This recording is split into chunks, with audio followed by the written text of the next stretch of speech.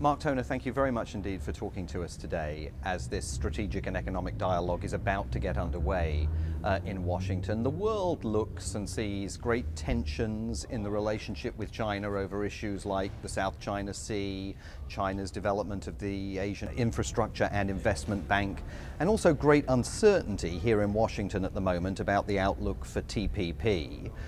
Is the stage set for a complex meeting here this week? Well, I always quote the Secretary of State, and he called it a consequential and complex relationship, and indeed it's that.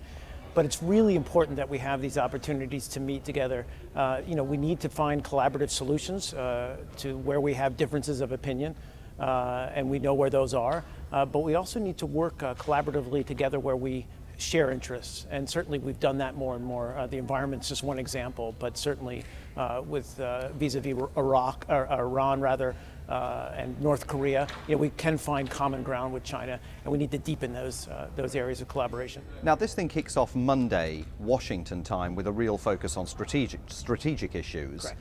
At a time when Ashton Carter recently was at the Shangri-La Dialogue in Singapore, speaking out pretty strongly about China's aspirations in the South China Sea, the Chinese responding by saying that his remarks were not constructive. Is the stage set for any kind of constructive dialogue about the South China Sea issue? Well, again, as I said, part of the real essence of this is that it's high level, and as I said, it's wide ranging. And so certainly we do have disagreements on the South China Sea. We want to see tensions reduced there, and we've made very clear, publicly as well as privately, where we disagree. As I said, we want to see a diplomatic process in place where all of the issues surrounding the South China Sea can be resolved.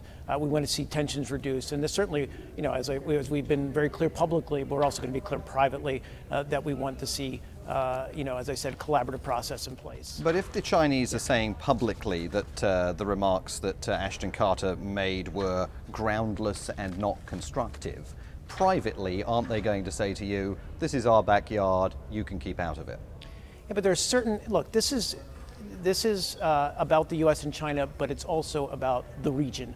And there are other countries who have interests in the South China Sea, and their interests need to be taken into account as well. It's about freedom of navigation, and it's about a lot of other broader issues. And so, this is about the hard work that needs to be done with China as a regional power, and we want to see a prosperous, productive, constructive China rise up in the region and emerge, but one that's, I think, a country that is on a peaceful footing with its neighbors. And so this is an issue we're going to continue to discuss. Talk to me a little bit about cyber. I mean, on the one hand, with the South China Sea, the administration's been speaking out more volubly. With regard to cyber, we've seen in recent weeks the indictments of Chinese nationals accused of various aspects of cyber espionage within the United States. Is there a tougher stance going into this meeting in the hope that you kind of soften things up for some progress at it? Well, you've seen some unofficial allegations made about who is behind the latest breach, cybersecurity breach in the United States and the U.S. government. There's been no formal allegations drawn and it's still under investigation. But yes, cybersecurity is absolutely an area where we need to discuss more broadly. And because it affects, again, both our countries and the economies of both our countries, there are a lot of U.S. businesses in China. They depend on a free, secure internet in China. And that's important that we have a chance also to discuss these issues, to air our differences, and to really get to the bottom of where our concerns lie.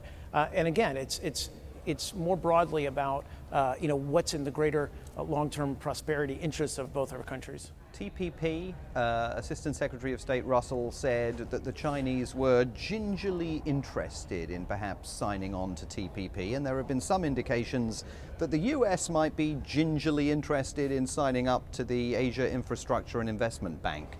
Quid pro quo there? Look, I don't want to get out in front of any negotiations. Certainly not do it here in this interview. But clearly we want to see a stronger economic partnership with the countries of Asia. We believe TPP is the right mechanism, the right forum or format for that. We want to raise standards. We've talked a lot about this. We've seen TPA pass this week, so that's a big step forward. We want to seal the deal, if you will, and we also want a stronger economic relationship with China. It's in both our interests. We're both regional Pacific powers in Asia, and we want to see that economic relationship grow and prosper. And you had a tough week here last week with the Singaporean foreign minister, among others. He happened to be in Washington saying, look, if you can't get TPP done, it's going to raise questions about American credibility in the region. Are you more confident now than you were then that you can get this done?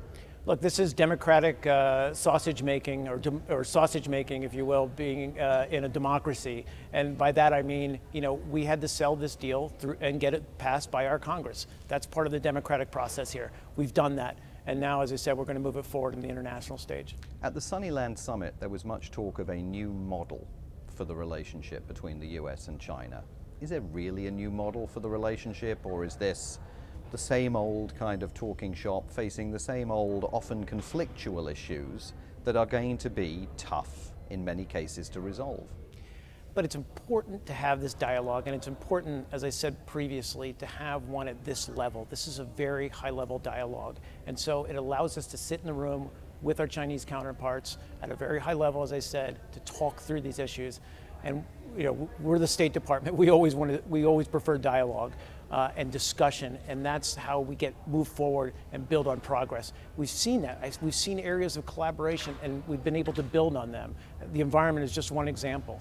But again, on Iran, on other issues, on Ebola, we can find common areas and we can collaborate and move constructively forward, but we have to be able to sit down and talk these things through. And let me ask you finally about something else that Assistant Secretary of State Russell said recently. He said that the administration was beginning to conclude that the Chinese were now espousing a view of Chinese exceptionalism in the region, and the world, of course, over decades has heard a lot about American exceptionalism. Are they competitors now in the field of being exceptional? We want to see, as I said earlier, we want to see a strong, prosperous China emerge that's on good relations with its neighbors, that can play a productive role on global issues. And I think, as I said, there are real areas of progress. That's in our interest, that's in the region's interest, that's in, frankly, the world's interest. That's what we're going to build in. This isn't a competition. It's about working collaboratively together on some of these issues. And again, having areas where we disagree, but again, discussing those issues and having a forum in which we can discuss them.